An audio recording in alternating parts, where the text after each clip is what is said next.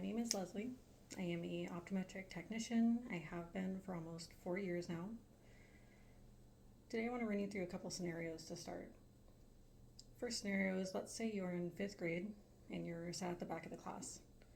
You're excited for this school year, but you can't read the board. Eventually you have to start borrowing notes from your friends. Let's try another one. Let's say you're heading to meet a friend for dinner. It's late and it's raining. You're driving, the headlights are kind of glaring, and you can't really see the street signs that well. You end up missing your turn. And finally, let's say you're a college student. You come home, you're working on a computer for several hours at a time, up close focusing, but after a while you can't focus anymore. Your eyes are getting kind of tired, and eventually you're getting a headache. You call it a night. If any of these hit a little bit too close to home, that's okay. I hear these situations day in, day out at my job. Let's first talk about the structure of the eye. The eye is a round organ. It's surrounded by a white outside layer known as the sclera. On the outside there's also the cornea. This is like the window to the eye. It's what we view through. Next is the iris, which is a muscle. This is the color part of the eye. Inside there is the dark hole, which is the pupil. Inside the structure is the vitreous fluid. This is what keeps the eye's shape. Behind the iris and the pupil is the inner lens. This is what also refracts light back to the retina. The retina itself consists of your optic nerve, which is a series of cables that connect to your brain, and your macula, which helps with color definition overall.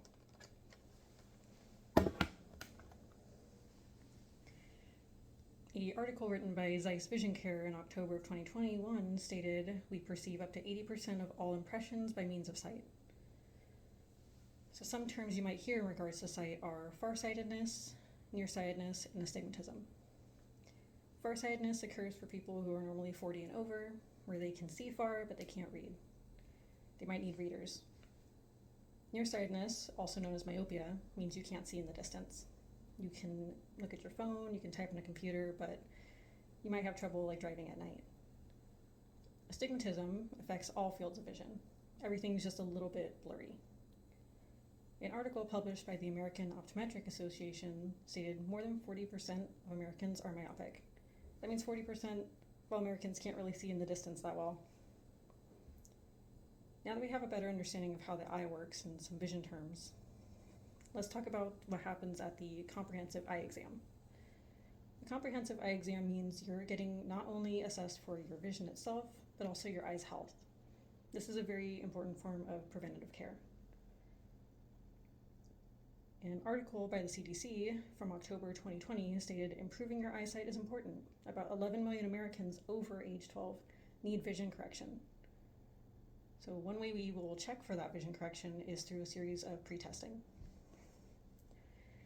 First instrument that's used is a autorefraction. This shows an image to your eye that looks like it's in the distance, and your eye corrects it to be more in focus.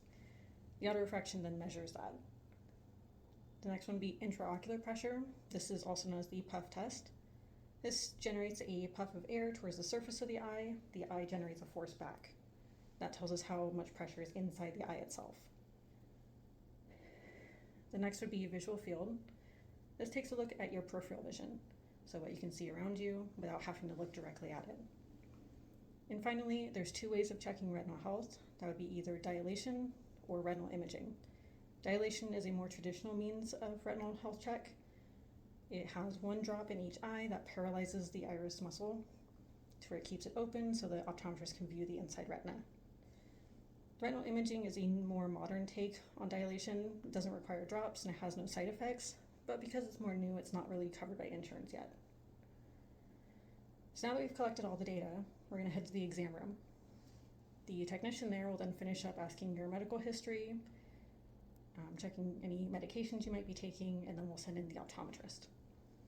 The optometrist then comes in to assess your eye itself and also check your visual acuities, which means they're checking to see if you can see 20/20. 20/20 means that you can see a target that is 20 feet away without straining or squinting. Once that's figured out if you can see or not, you might require correction. There's two forms, which would be glasses or contact lenses. Glasses are kind of similar to how our inner lens works. It refracts light differently for us. Contacts do something similar, however, they have to also take in the base curvature of the eye and the diameter. Both of these should be able to help your eye from having strain, headaches, and tension. So today I explained the structure of the eye itself, the instruments that are used at an eye exam, and what to expect when you do go to see the eye doctors.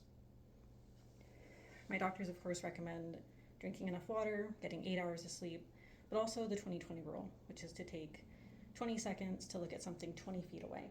It gives your eyes a little bit of a break. We should keep in mind that vision issues are more common than we think. Our glasses, contacts, those can all be replaced. Our eyes, they can't. Thanks for listening. Okay.